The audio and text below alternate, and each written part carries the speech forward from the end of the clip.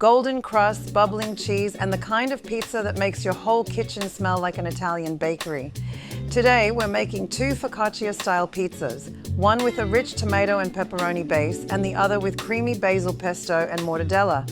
Same dough, 2 completely different personalities. Before we dive in, if you love cooking videos like this, go ahead and hit subscribe. It helps a lot, and it means you won't miss the next one. All right, let's start from the very beginning. We'll begin by preparing the water, 2½ cups in total.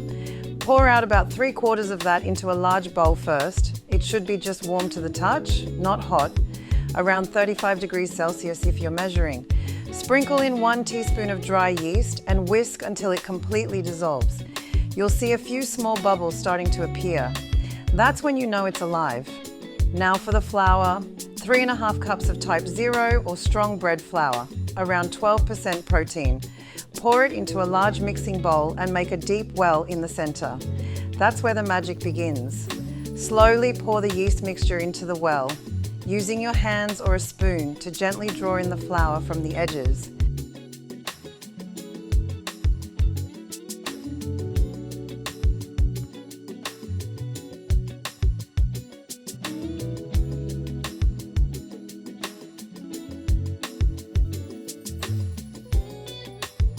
The dough will start shaggy and rough. That's perfect.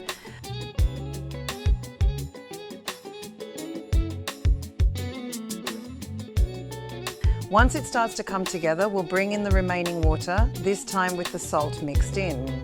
About 1½ teaspoons. This staggered hydration helps develop the gluten more evenly. Keep mixing until there are no dry pockets left.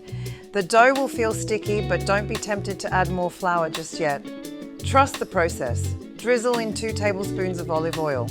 Use your hands to fold and twist the dough, rubbing that oil through until it begins to turn smooth and elastic. It'll go from dull and tacky to glossy and stretchy, exactly what you want. Now we start the first stretch and folds. With slightly wet hands, lift one edge of the dough, fold it over toward the center, then turn the bowl and repeat.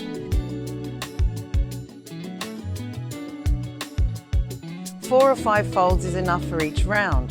This strengthens the gluten network without kneading on a bench. A gentler, more hydrated method that keeps that focaccia-like texture.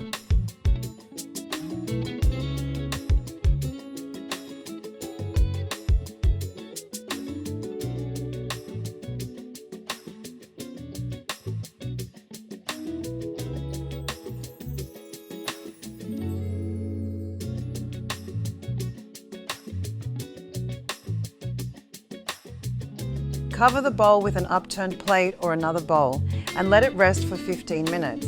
When you come back, the dough should already feel more relaxed and soft. Do another set of stretch and folds.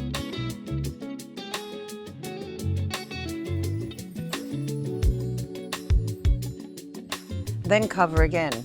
Repeat this every 15 minutes for about an hour total, until doubled in size. Tip the dough out gently, trying not to knock out all that air you've built up. Cut it straight down the middle. Each piece should weigh about 660 grams, perfect for 2 medium-sized pizzas. Shape each piece into a smooth ball by tucking the edges underneath.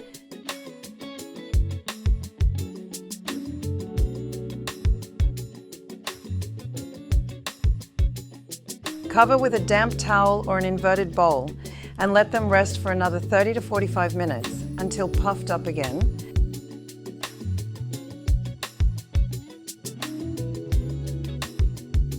While the dough rises, let's prep everything else. Grate the cheeses, mozzarella for stretch,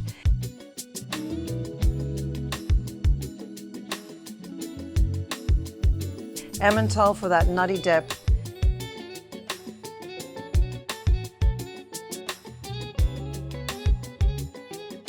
and provolone for richness. Together they melt into a perfectly balanced layer. Slice 15 cherry tomatoes in half. These will caramelize beautifully on the pesto pizza.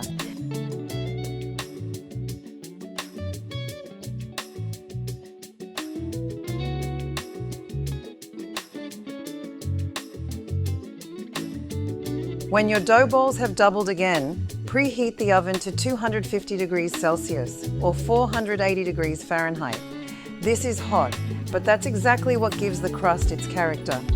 Brush your trays or pans with olive oil, then sprinkle a thin layer of semolina. Press each dough ball out gently with your fingertips, working from the center outward. Don't roll it, just push and stretch softly until it fits your tray.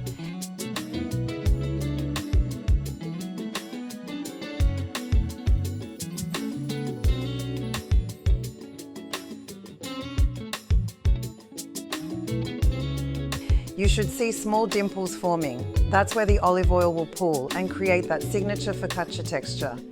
Brush the tops lightly with more olive oil, then slide them into the bottom rack of your oven. Bake for 6 to 7 minutes, just enough to firm up the base and give a light golden color underneath. This pre-bake keeps the center airy while making sure it won't turn soggy later.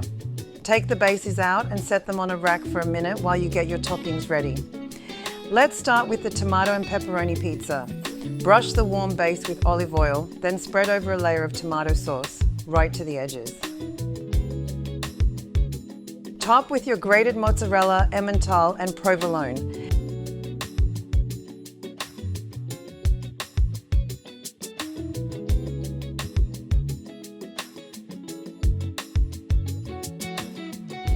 Then comes the pepperoni, about 35 slices.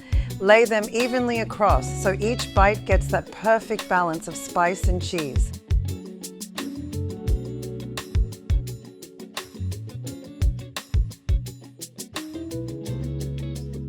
Now for the pesto and mortadella pizza.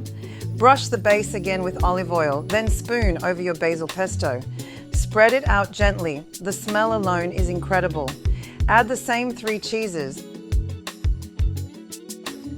Then scatter over your halved cherry tomatoes. Finally, tear or layer slices of mortadella across the top, about 12 pieces total. Both pizzas go back into the oven, this time on the middle rack. Bake for around 6 minutes more, or until the cheese is bubbling and golden and the edges are crisp. When they come out of the oven, take a second to just look at them. The tomato base, rich red sauce, glistening pepperoni cups, cheese stretching in every direction. And the pesto one, bright green patches of basil, little bursts of roasted tomato, ribbons of pink mortadella curling gently on top. Transfer them to a cooling rack or wooden board and let them rest for a minute. That helps the crust stay crisp. When you slice in, you should feel that light resistance before the blade sinks through. Airy, chewy, golden perfection. The dough underneath will have those irregular focaccia bubbles, thin enough to stay crisp but soft enough to bend. That's exactly the texture we're going for. Serve them just as they are, or finish with a drizzle of olive oil, maybe a few fresh basil leaves. If you give this a try, let me know how yours turn out. And if you haven't already, don't forget to subscribe.